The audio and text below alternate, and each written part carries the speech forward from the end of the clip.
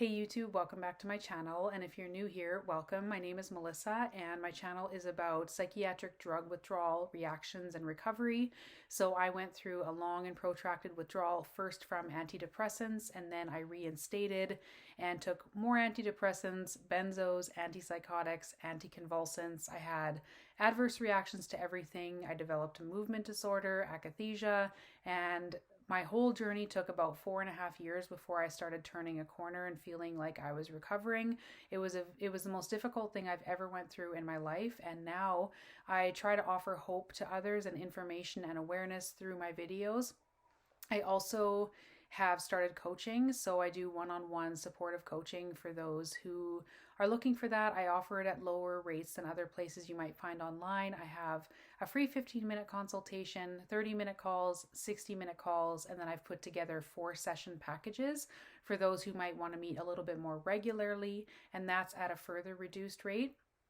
I will put the link to my online booking calendar in the description of this video if you're interested in booking something. I also will put the link to my website if you're interested in reading more about my story, and you can also book sessions through there as well. And if you have a single question to ask me, I will put my email address in the description. I just ask that you limit it to a single question. So today's video is going to be about the problem with comparing stories.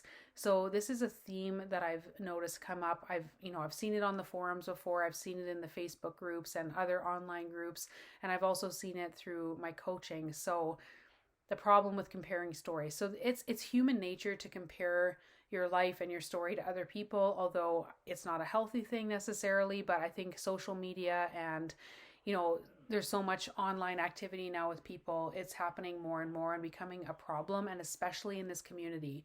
So for me, I have a daughter, and I have found myself doing this in that context. So my daughter was a little bit of a late walker. She was premature, and I would go comparing myself and my situation and my daughter's situation to other people's was stealing the joy from motherhood for me in so many ways. So I would take her to the park and I would be like, look at that kid. That kid is smaller than her, apparently younger than her, and is walking, running, maybe saying more words or babbling more or doing this or not doing that.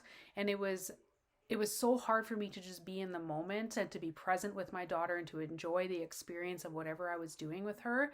And in this situation and in this community, it can be really a toxic thing and something that contributes to people's hopelessness and despair. So I want to just get a little bit into that because, first of all, with this experience, whether you're experiencing adverse reactions or withdrawal or both, or interdose withdrawal, depending on what you're taking, it's really natural to compare yourself to other people because as most people in this community know, it's not like usually people's experience where they go to the doctor and they're like, hey, I'm experiencing all of these symptoms. What's wrong with me? And, 99 times out of 100, people are being misdiagnosed, whether it's functional neurological disorder or some type of psychiatric illness, or, the list is huge that people get misdiagnosed with. It's very, very rare that a doctor will say, oh, you're experiencing an adverse reaction to your psychiatric drug, or you're experiencing benzo withdrawal or antidepressant withdrawal, the gaslighting. I've made videos about that. So people jump online and they're Googling their symptoms. And for me, I had absolutely no idea what was wrong with me after I tapered my antidepressants that I had taken for 7 years in 4 weeks because that's what my doctor told me to do. I had no idea there was an antidepressant syndrome, withdrawal syndrome, protracted withdrawal. I had no idea you could even have any type of withdrawal from antidepressants. And I was like, well, I tapered in 4 weeks. That's what my doctor told me to do.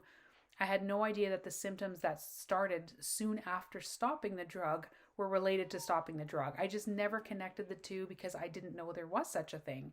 So I struggled and struggled and struggled for 8 months, and I was just, finally like researching online, what's going on with me? What's wrong with me? And I discovered surviving antidepressants and all of the other online communities, social media communities about this very topic.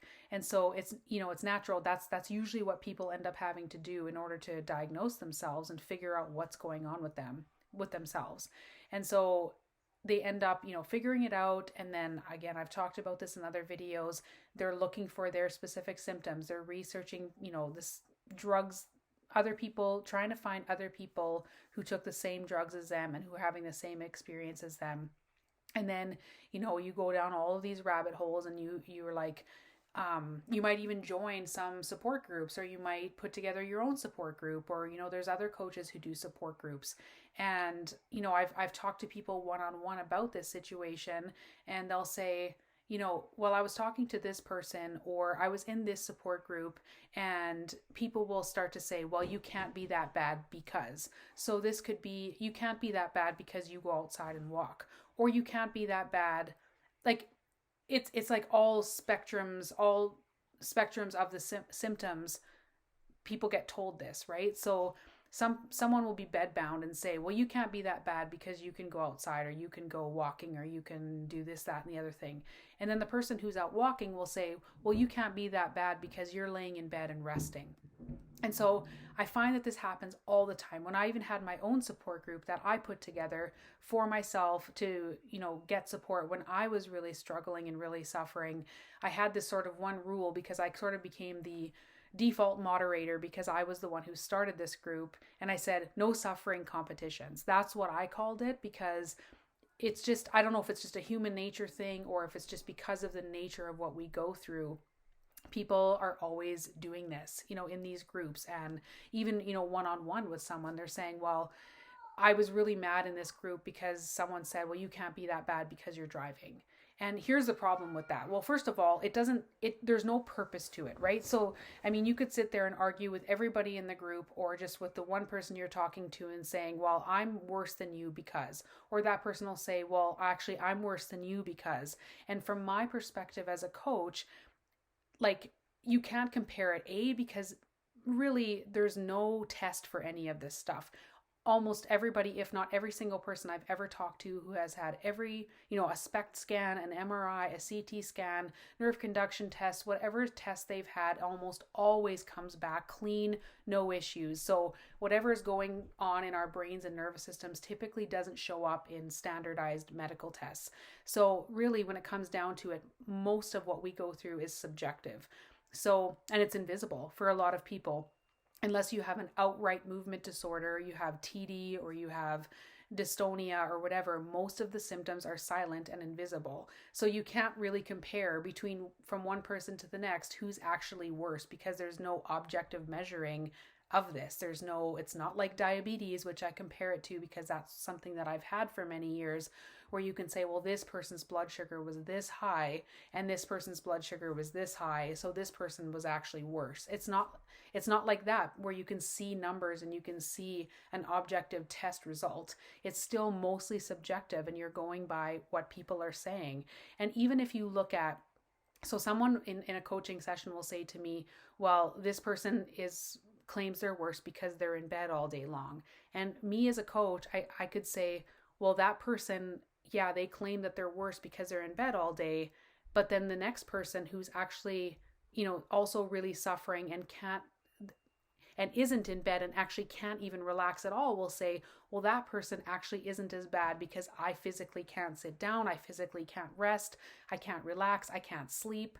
And so you're really comparing, it's just like different levels of suffering, but it's all really bad. So yes, it's bad for the people who are bedbound and can't work and can't, kind of do the things that they should be doing day to day or need to be doing day to day. But then on the other side of that is the person, again, who can't relax, can't sit down, can't stop walking, and they're not any better off because they also can't, work and do the things that they need to do because they have akathisia, they have adrenaline surges, or they have movements that they can't control. And so, neither of them is worse or better. It's all bad. So, and I've talked about in videos before too, where it seems like about 75% of the people who are experiencing adverse reactions to these drugs, or, withdrawal, or whatever you want to call it, about 75% of people go into a hyper state where it's like everything's heightened. So it's more like anxiety symptoms, akathisia, can't relax, can't sleep, insomnia, restlessness, the nerve electrocution feelings. And then there's about 25% of people, these are rough estimates, that go more into a hypo state. And I don't know if it's the freeze part of fight, flight, or freeze, or whether it's just like their nervous system just decides to kind of shut off for whatever reason. I call it hypo symptoms. So these people typically have more like anhedonia, depression, muscle weakness, heavy limbs, extreme fatigue. It's just sort of like the opposite end of the spectrum. So it's, to me, in my experience, it's like a 75-25 split. And I wouldn't say one is more severe than the other. And you could argue with me because again, it's like the person who's bedridden and who can't get out of, who can't stop sleeping and who can't, feel like they can't lift their body, they're weak. They would say that, the person who can get out is better than them. But then the person who's better or who's going out would say, well, at least these people can relax. At least they can sleep. I haven't slept in days. I haven't been able to relax. My muscles are squeezing. My head is squeezing. Just there's no point in the comparison because again, you can't measure it. You can't actually measure physically who's worse off. You can't quantify it. And second of all, as a coach, I see people on both ends of the spectrum saying, well, I'm worse and I'm worse, even though their symptoms are opposite, and it's all bad.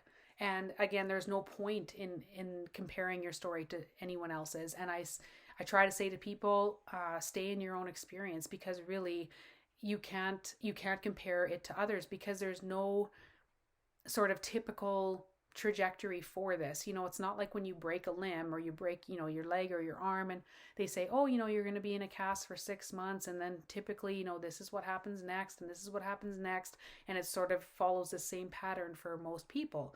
This is like, you could have windows and waves of recovery, you could have no windows at all and then heal rapidly, you could have a linear healing, and everybody's symptoms are kind of different, and some people can take benzos for 30 years and walk off in a week and have no symptoms. Someone else like me takes benzos for 3 months, and it's like it screwed my body up for many, many, many months, my body and my mind. Now, yes, I had been on medications before and done a 2-quick taper, and have a little bit of a more complicated drug history, but it doesn't really seem to follow any patterns. Yes, most people do recover, and people who take care of themselves and, put a lot of work into their self-care and stay as med-free as possible and avoid as much, toxins as possible. As long as you do that and you do sort of basic self-care and avoid alcohol, and the trajectory is typically, over time, people do recover from this. But what gets them there and the patterns of recovery are different from one person to the next. The symptoms are different from one person to the next, although there are sort of umbrella symptoms. But there's the hyper versus the hypo. And yeah, just don't. It's so easy for people, and I hear this all the time, and people will freak out and want to make an emergency appointment because they read something online about this person is this protracted and this. And also with the forums is, I used to rely heavily on the forums, which a lot of people do. And I've even had clients that have described something they read on one of the forums, and I'll say, oh, is it this person? And they'll be like, how do you know that? And I'll say, because I spent so much time on the forums for such a long time. That's how familiar I am with them. And they'll start to freak out. And I'll say, and that used to be me too. And you're just reading what someone has typed. You don't know what state they were in when they typed it. You don't know. And I find then when I coach people, you're really kind of getting down deep into the person's history and into the person's experience that you don't see when you're just reading on the forums. And so I tell people too, like, take it with a grain of salt, because you could be reading someone's thread and, making all these assumptions or comparing your story to theirs. And then you might have a one-on-one conversation with that person and find out they're leaving out all of these details. Like, I've seen it before. Well, they're popping a benzo here and there when their symptoms get too bad, or they're buying meds on the black market and they're taking things, to sleep or whatever the situation may be, or in windows they decide to go out for drinks, or it's just all of these things that you might not see in a thread that you would uncover or potentially uncover when you had a one-on-one conversation with them, or that I've seen, in having conversations with people back to back as a coach. So you have to take it with a grain of salt. It a lot of times there's things that are omitted on there, details that are left out. And so, again, that's another reason why you shouldn't be comparing your story with someone else's. So I feel like I'm rambling here, but that's just what I've noticed. Those are the sort of patterns that I've seen. And yeah, let me know in the comments what your experience has been here. Do you tend to do that a lot? I know a lot of people do. And it's human nature, and you want to kind of know where you're headed, so to speak, if you find someone whose story is very similar to yours. But again, the forums, a lot of times they're just half stories. There's a lot of things left out. Someone might disappear for 6 months and then come back and post an update, but you really don't have the whole story of what happened in that meantime. And again, because it's not quantifiable, it's mostly subjective. And really comparing the symptoms, you can't, because someone who's in a hyper state and in a hypo state, their symptoms are all extreme and can cause a lot of suffering. But this person would just wish that they were in more of this state, and this person just wishes they were in more of this state. And it's just because whatever symptoms you're experiencing are becoming, unbearable. You're becoming battle fatigued from them. And so you wish you were on the other end of the spectrum. But it's all bad because of the limitations and the loss of, functionality and quality of life. And anyway, that's all I have to say about that. So let me know, do you do this a lot? Have you kind of stepped back from doing it? And what has been your experience in support circles, support groups, and with the forums? And again, if you're looking to book a session, I'll leave the online booking link in the description, and I'll see you in the next video. Bye.